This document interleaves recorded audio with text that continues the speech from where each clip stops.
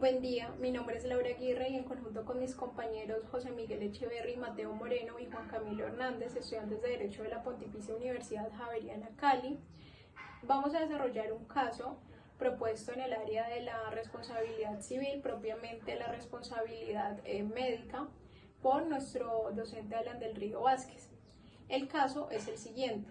Podría endilgarse responsabilidad civil del médico y o de la institución médica si ante el aumento de enfermos por COVID-19 y la falta de condiciones clínicas para su atención un paciente muere debido a que no fue atendido. Entonces este caso se plantea en aras de la situación que vivimos a nivel mundial por COVID-19, sobre lo cual no hay nada definido y nos estamos basando en nociones generales que tenemos sobre responsabilidad civil y responsabilidad médica. Por lo tanto, cada caso para su resolución atenderá a su situación fáctica en particular y al desarrollo que se dé de este tema en Colombia. Ahora sí, los elementos que vamos a tratar serán daño, hecho ilícito, nexo causal y terminaremos con algunas conclusiones sobre la postura que podría asumir la víctima y la postura que podría asumir el médico o la institución médica. Bueno, ahora vamos a hablar del daño. El daño es el elemento esencial de la responsabilidad civil. En este caso, el daño es claro, la muerte. Según el doctrinante Juan Carlos Henao, el daño es la lesión de un derecho o la minoración patrimonial sufrida por la víctima. Además, este daño tiene que ser cierto, tiene que ser personal y tiene que ser antijurídico.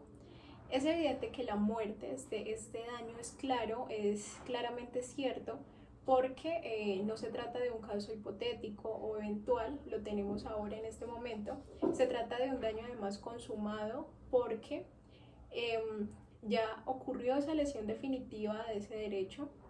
Y en cuanto a los otros dos elementos, personal y antijurídico, tenemos que es personal porque quienes se encuentran legitimados para reclamar son las personas que hayan sufrido ese daño. En este caso tenemos a las víctimas indirectas, que serían los causavientes, herederos o allegados de la persona fallecida, quienes tienen ese derecho a reclamar por ese daño.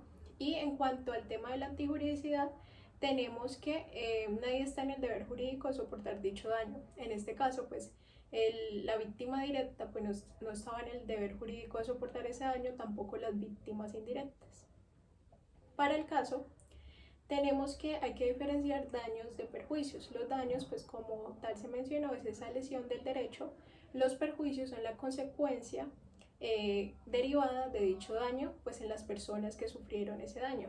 Tenemos que en tema de responsabilidad médica no hay mucho cambio, esto teniendo en cuenta el plan de formación de la rama judicial en tema de responsabilidad civil de la Escuela Judicial Rodrigo Lara Bonilla, que contempla como perjuicios también los patrimoniales y los extrapatrimoniales en materia de responsabilidad médica.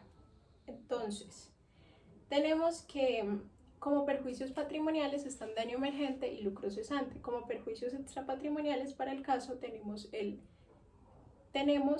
este caso el daño moral. ¿Quiénes lo reciben? Las víctimas indirectas.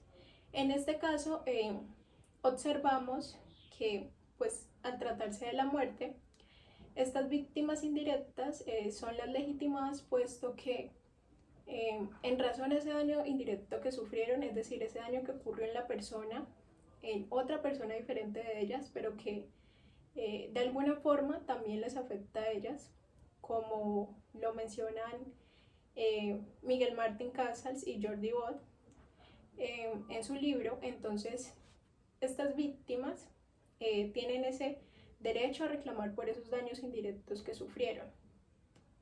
Puede pasar que a través del libro hereditario se le hereden a las víctimas indirectas el daño moral que haya sufrido la persona en caso de haber sobrevivido entre la ocurrencia del daño y finalmente su fallecimiento, es decir, ese daño moral que sufrió por el estado en el que se encontraba. Entonces, como este no es el caso, las víctimas solo recibirían en razón a su iure propio. Iure propio, es decir, esos daños indirectos que sufrieron.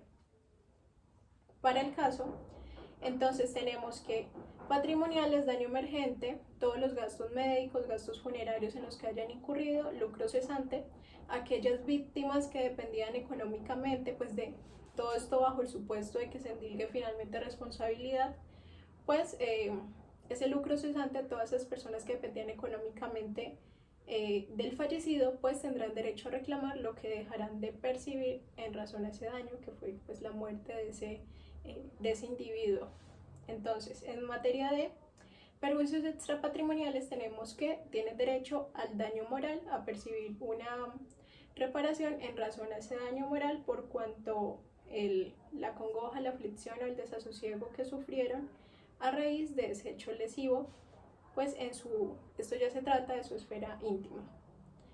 Bueno, en cuanto a daños y perjuicios, eso es todo. En daños se contempla una categoría dentro de los daños patrimoniales que es la pérdida de la oportunidad, que suele confundirse con lucro cesante futuro.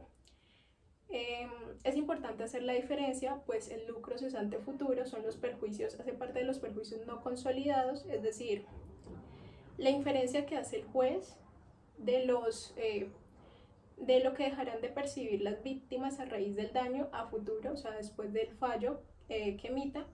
Esto es diferente de esa pérdida de la oportunidad que se mira en aras a suplir esa incertidumbre que hay o esa dificultad probatoria que hay en ciertos casos para probar esa causalidad entre el daño y la culpa de determinado agente. Eso ya lo explicará. En cuanto a la causalidad, mi compañero en la parte pues, de nexo causal. Ahora damos lugar a la explicación de hecho ilícito. Por otro lado, si analizamos otro de los elementos necesarios para que se configure la responsabilidad civil, esto es, el hecho ilícito, debemos empezar por mencionar que en virtud del artículo 2341 del Código Civil, la responsabilidad de las personas jurídicas es directa y que se trata de un régimen con culpa probada. Esto significa que en la víctima recae la carga probatoria de demostrar que hubo culpa o dolo por parte de la organización o en alguno de sus trabajadores. Si aterrizamos el análisis del hecho ilícito al caso bajo estudio, para poder atribuirle la responsabilidad a una institución médica, se tendrá que demostrar que el perjuicio o el daño se originó como consecuencia de una mala praxis del personal médico. Y esto se puede dar por una mala ejecución en el diagnóstico, por fallas en el procedimiento quirúrgico o por falencias en la etapa de recuperación y control. Veamos algunas precisiones sobre los diferentes tipos de culpa médica.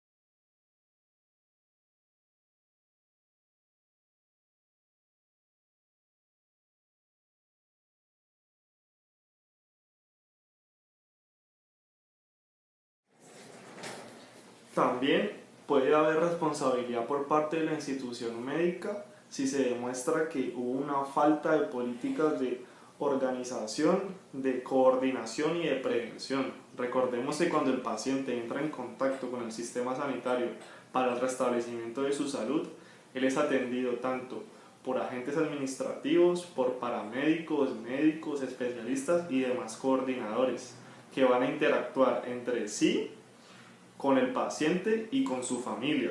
En este sentido, se tendrá que demostrar en cuál de los diferentes procesos existió el error o se actuó con impericia, imprudencia o negligencia, como también si hubo una falta grave a la relación de información transparente que tiene que haber entre una institución médica y su paciente.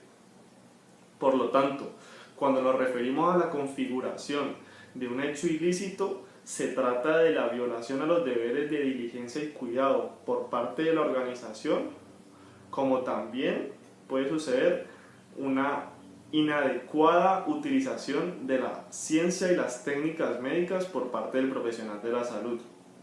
Se trata entonces de una lesión que es producto de una culpa inoperando, que se traduce como la infracción a los deberes de diligencia y cuidado y la inobservancia a los parámetros establecidos por la llamada Lex Artis. Sin embargo, en este punto debemos precisar que sobre el profesional de la salud recae una obligación de medio y no de resultado. Esto es importante porque la valoración o el juicio de reproche que cae sobre el médico, sobre si actuó o no conforme a la lex artis, se tiene en cuenta las circunstancias de salud en las que se recibe a ese paciente y los medios o instrumentos que tiene el médico a su alcance para poder brindarle una atención adecuada. Analizados estos presupuestos básicos del hecho ilícito, veamos unos aspectos más puntuales sobre el caso en concreto.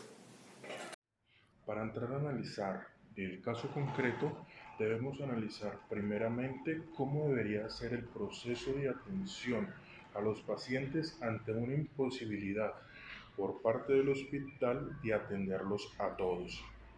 Esto sería mediante diferentes maneras y la primera de ellas es el triaje, el cual es definido por el Ministerio de Salud Nacional como un sistema de selección y clasificación de pacientes, el cual basa en sus necesidades terapéuticas y los recursos disponibles para atenderlos. Este triaje, según la OMS, deberá poseer lineamientos con estándares de derechos humanos y éticos. Esto con el fin de evitar decisiones arbitrarias y evitar también la desigualdad de condiciones a grupos vulnerables. Por lo anterior, el Ministerio de Salud expidió un documento llamado Lineamientos de Detección y Manejo de casos de COVID-19, el cual da unas pautas para clasificar los pacientes con posible COVID que entran por urgencias. Esta clasificación se basa inicialmente en identificar si el paciente tuvo antecedentes de viaje o tránsito en los últimos 14 días a un país con casos positivos de coronavirus. En caso de que esto sea negativo, el personal médico pasará a valorar otros síntomas tales como dificultad respiratoria, presencia de neumonía y presencia de sepsis y otros. Luego de identificar y hacer el correcto diagnóstico, se procederá a realizar los tratamientos recomendados según sea el caso. Pero en la actual situación que estamos viviendo gracias al COVID-19, llegará el momento en el que el personal médico deberá tomar durísimas decisiones al decidir a cuál paciente con la misma clasificación y la misma expectativa de vida deberá atender, ya que ambos no podrán ser atendidos porque el centro de salud estará al límite de su capacidad de atención. Aquí es donde el criterio subjetivo del médico entra al juego y se puede desprender una posible responsabilidad por atender a uno o a otro paciente sin el suficiente criterio valorativo objetivo, y es donde entra a jugar un papel importantísimo la lex artis. La lex artis médica se puede definir como aquel criterio valorativo para calcular la diligencia exigible en todo acto o tratamiento médico. Para calcular esta diligencia se deberán establecer criterios objetivos, como la Ley 23 de 1981, en la cual se contienen todas las normas éticas del personal médico en Colombia. Además de esto, y en el contexto del coronavirus, se deben observar los múltiples lineamientos dados por las sociedades científicas y médicas alrededor del mundo, relacionados estos con el manejo clínico del paciente con COVID-19, ya que estos lineamientos estarían dentro de la Lex Artis y a los médicos que las incumplan o inobserven podrán indilgársele responsabilidad. Como se puede observar, la Lex Artis es muy cambiante por la naturaleza evolutiva de la medicina y con el tratamiento y cuidado del COVID-19 no es la excepción, ya que día a día se conocen más a profundidad de este virus y por lo tanto los tratamientos van evolucionando. Por otro lado, hay que tener en cuenta también que las decisiones tomadas por el personal médico no obedecen exclusivamente al beneficio individual del paciente, sino que también se tienen que tener en cuenta de igual manera el interés general. Esto es, en el caso concreto del coronavirus, la salud pública. Hay que aclarar que la Lex Artis lo que hace es evaluar el deber objetivo de cuidado que todo médico debe tener para con su paciente, equiparando este cuidado con el que debe tener el buen padre de familia, asumiendo solo riesgos mínimos en pro de un bienestar final. Además, esta naturaleza dinámica que tiene la Lex Artis ayuda a que estos criterios sean diferenciados de médico a médico y de paciente a paciente, ya que como es claro, todo caso es diferente y no es igual el deber de cuidado exigible a un médico ubicado en una zona rural que debe trabajar con recursos escasos en lugares no aptos al 100% para recibir pacientes a un médico de una gran ciudad con una clínica totalmente equipada y dotada. Respecto a los criterios de selección objetivos, éticos y humanos que deberán ser elaborados y divulgados por medio de todas las instituciones médicas, veamos algunas precisiones. Se trata pues de analizar cómo se realizará la optimización de atención clínica en caso de saturación de pacientes positivos de COVID-19 cuando la capacidad hospitalaria colapse. Tomando como referencia España, encontramos que la Sociedad Española de Enfermería Intensiva y Unidades Coronarias elaboró protocolos de triaje para la UCI basado en la probabilidad de que las necesidades durante un desastre sean mayores que la disponibilidad. Estos protocolos de triaje de UCI incluyen criterios de inclusión que identifican a los pacientes que pueden beneficiarse de la admisión en UCI y criterios de exclusión que identifican a aquellos pacientes que no se beneficiarán de ser admitidos en UCI. Estos criterios los veremos a continuación.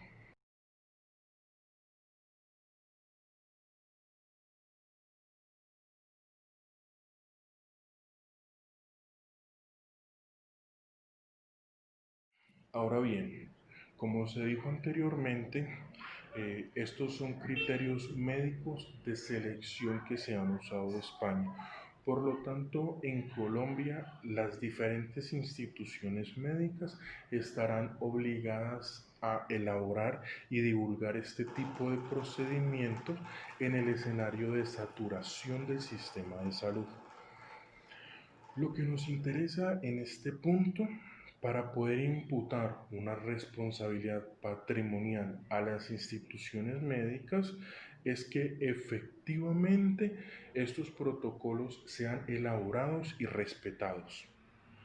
Pues bien, podría suceder que al no cumplir con esta obligación, la persona jurídica, que en el caso concreto es la institución médica, cause un perjuicio o daño irreparable a un bien jurídico ajeno, que se origina por una omisión o falla en los procesos y mecanismos organizacionales de la empresa.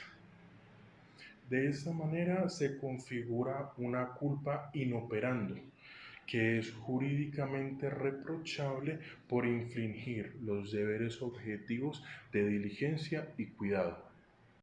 Ahora bien, para los efectos de este trabajo académico nos parece importante mencionar el escenario en el cual no se produce el hecho ilícito y decimos que no habrá existencia de un hecho ilícito por diferentes razones. Primero, a nuestro parecer, La crisis sanitaria que se vive alrededor del mundo se enmarca perfectamente como un caso de fuerza mayor, pues efectivamente se trata de un hecho que fue imprevisible e irresistible. Segundo, el gobierno nacional, al decretar el estado de emergencia económica, social y ecológica a través del decreto 417 del 17 de marzo del 2020, se obliga a transferir unos recursos importantes de dinero a las diferentes instituciones médicas del país. Es decir, que todas estas instituciones dependen en gran medida de estos recursos para poder brindar una atención que se ajuste a las exigencias de la ciencia médica. También estas instituciones dependen de estos recursos para poder blindar a su personal de salud de todos los instrumentos de bioseguridad necesarios. Y pues es una realidad colombiana de que muchas regiones del país no cuentan con hospitales de tercer nivel. Y lo que queremos resaltar con esto es que no hay una igualdad de condiciones en la atención médica. Y este es uno de los factores que se tienen en cuenta respecto a la Lex Artis. Tercero, respecto a los parámetros de exigencia de la Lex Artis, es importante resaltar que la llegada del COVID-19 trae unas particularidades, unas consecuencias muy especiales, y es que el virus genera diferentes daños a la salud en los seres humanos. Se habla de insuficiencia respiratoria, se habla de que puede generar trombos en la sangre y demás síntomas médicos. Como también, esto quiere decir que es un virus que es desconocido por la comunidad científica y que la técnica médica para atender a los pacientes apenas está en investigación. Por último, es importante tener en cuenta que al haber una crisis sanitaria de tal magnitud que nos puede llevar al escenario del colapso de la capacidad hospitalaria, los médicos no cuentan con el tiempo necesario para poder atender a cada paciente, y este factor tiempo es uno de los principales parámetros de la llamada Lex Artis. En este orden de ideas, no se puede acusar al profesional de la salud de haber violado los deberes de diligencia en cuidado o de haber incurrido en una conducta omisiva de los parámetros o de las exigencias de la Lex Artis, porque el COVID-19 genera unas particularidades, unas exigencias muy especiales de atención a los pacientes. Por lo tanto, al no haber una violación a los deberes de diligencia y cuidado, ni tampoco de haber incurrido en una inobservancia a la llamada Lex Artis, no se configura el hecho ilícito y no habrá en este sentido una responsabilidad patrimonial de las instituciones médicas. Para efectos del siguiente análisis, supongamos que en los parámetros del riguroso análisis de mis compañeros ya se acreditó la ocurrencia de un hecho ilícito y ya se verificó la existencia de un daño. Eso es un largo trecho recorrido en el proceso, pero no es suficiente para endilgar responsabilidad en cabeza del médico o de la institución médica. Se requiere del tercer elemento de la estructura de la responsabilidad civil en Colombia y en casi todo el mundo. Este elemento es el que vincula a los dos anteriores. Es concebido por varios autores como el ligamen que existe entre el daño como efecto de una causa que es el hecho ilícito. Aterrizando estas palabras a la normatividad colombiana y ajustándolas un poco también a ella, podemos encontrarnos con el artículo 2341. Este artículo estructura la responsabilidad médica en sus tres elementos, y el elemento del que estamos hablando, nexo de causalidad, se evidencia en el fragmento o en la expresión subrayada que versa, entre comillas, que ha inferido, es decir, el hecho ilícito atribuible a una persona debió haber inferido un daño, debe existir una relación de causalidad entre ellos dos. Entonces, ya contextualizado este elemento, dispongámonos a aterrizarlo en el caso concreto. Para el caso concreto pueden presentarse dos hipótesis dependiendo del extremo procesal en el que nos encontremos. La primera hipótesis científica es que el hecho ilícito no produce el daño, es decir, la omisión de selección del paciente no tiene la capacidad causal de producir la muerte del mismo.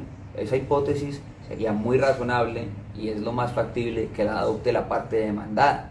En ese sentido, pueden suceder varias particularidades. También debemos concebir la hipótesis científica de la parte demandante, y la hipótesis, lo más lógico sería que versara en que el hecho ilícito sí produce el daño. La omisión negligente del médico efectivamente produjo la muerte del paciente. Entonces, pueden suceder varios escenarios dentro de estas hipótesis. Un escenario es que en la hipótesis 1 haya una fortaleza probatoria suficiente y en ese sentido el efecto sería que no hay responsabilidad civil. Otro escenario podría ser que respecto de la hipótesis número 2 también hubiera fortaleza probatoria suficiente y totalmente fehaciente, y en ese sentido sí habría responsabilidad civil. Pero a mi juicio, el hecho de que exista una fortaleza probatoria suficiente para constatar estas premisas de forma fehaciente es algo ambicioso y utópico. Por eso nos vamos a basar en lo que normalmente ocurre, en lo más realista, y es que exista una inmensa dificultad probatoria. Entonces, evidentemente nos encontramos frente a un problema en el nexo de causalidad, un problema probatorio. Es muy difícil probar que de haber actuado de forma diligente el médico, igualmente se hubiera producido el resultado muerte, pero también es muy difícil probar que la omisión negligente del médico fue la causa de la muerte del paciente que padecía COVID-19. Entonces, en estos casos de responsabilidad médica y más específicamente en la falla en los diagnósticos, el Consejo de Estado ha dispuesto de una figura denominada la teoría de la pérdida de la oportunidad. Esta figura pretende resolver este problema causal mutando el daño, cambiando el daño. El daño ya no sería la muerte, sino que el daño sería la pérdida de la oportunidad de sobrevivir, y así estaríamos frente a un nexo de causalidad más sólido, más real y más cierto. Entonces, ¿cómo aplicaría yo la teoría de la pérdida de la oportunidad en el caso concreto que estamos analizando? No es nada sencillo, pero hagamos la aproximación. Existe un curso causal previo. El curso causal es que el paciente viene padeciendo la enfermedad del COVID-19 y por el estado de avance del paciente, lo más previsible, lo más posible, lo más probable en el ámbito científico es que el paciente muera. Pero eso resulta muy difícil de probar. Lo que sí podemos aducir desde la perspectiva de la víctima es que el médico estaba en el deber profesional y normativo de detener ese curso causal y no lo hizo de una forma negligente. Entonces ahí ya tenemos tanto de largo como de ancho. Aplicando la teoría de la pérdida de oportunidad, es posible concluir que la actuación del médico tiene un nexo de causalidad con la pérdida de oportunidad de sobrevivir que tuvo el paciente. Si bien es posible que el paciente hubiera muerto así el médico hubiera actuado de forma diligente, la chance real y seria, como lo denomina la doctrina francesa, que el paciente perdió fue la oportunidad de sobrevivir. Y ese es el nuevo daño al que nos vamos a enfrentar para resolver este problema de causalidad. El daño ya no va a ser la muerte. El daño que debe reparar el médico o la institución médica ya no va a ser la muerte, sino la pérdida de la oportunidad de sobrevivir. Y fruto de ello, entonces ya no se podrán reclamar por parte de la víctima o de sus causavientes los perjuicios tales como lucro cesante, sino que solamente se dispondrá a reclamar los perjuicios que se deriven de la pérdida de la oportunidad, tales como los que puedan surgir por concepto de daño emergente o de daño moral, si es el caso. Por último, es posible que se presente otro escenario, el escenario en donde evidentemente entre comillas, el juez compró la hipótesis 2. El demandante tiene razón y la omisión de selección del médico en realidad sí produjo la muerte del paciente que no fue seleccionado. Pero ante ese evento podría el médico, la institución médica o en general la parte demandada aducir la existencia de una fuerza mayor como causal de exoneración de responsabilidad civil. Este es un tema que hay que analizar de forma muy minuciosa, porque el COVID-19, por su condición de pandemia, no adquiere la condición de fuerza mayor per se, sino que deben verificarse en el acontecimiento particular los 3 presupuestos de la fuerza mayor, que son imprevisibilidad, irresistibilidad y extrañeza, es decir, que es ajeno a la voluntad de las partes. Entonces, debe ser muy minucioso el juez al analizar esta parte y muy minuciosa la parte demandada al enfrentarse a una aducción de fuerza mayor, porque no puede ser, reitero, el COVID-19 en su condición de pandemia una fuerza mayor per se, sino que debe acreditar esos 3 presupuestos, el caso en particular. Una vez expuestos todos los elementos de la responsabilidad civil que se configurarían en este caso, tendremos que hacer unas breves conclusiones sobre la postura que asumiría la víctima y la postura que asumiría la institución médica o el médico.